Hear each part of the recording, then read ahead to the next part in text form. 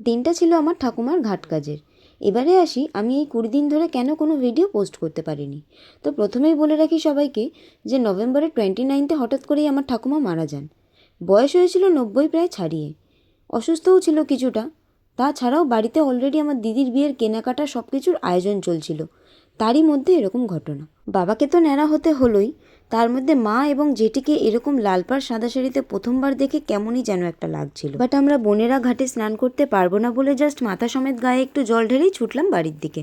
বাড়িতে রোজ রোজ এত লোকজন প্লাস রোজ রোজ এত কাচাকুচি বাড়ির কাজ, সে যেন এক যুদ্ধ শুরু হয়ে গেল রাতারাতি।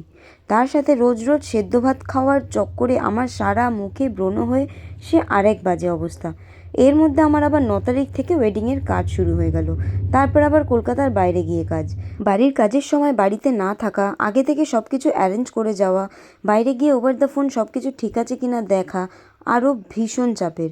আর প্রথমবারের মতো সমস্ত দায়িত্বগুলো নিজেরা বোনেরা মিলে তুললাম। ভালোই ভালোই ঠাকুমার শ্রাদ্ধ শান্তির কাজ সম্পূর্ণ হলো। সেই দিন রাতে আবার কীর্তন দিলাম, কারণ আমার ঠাকুমা ছিলেন নিজে বৈষ্ণব, প্লাস উনি কীর্তন করতে খুবই ভালোবাসতেন, তাই সেটা তো দিতেই হতো ঠাকুমার আত্মার শান্তির জন্য।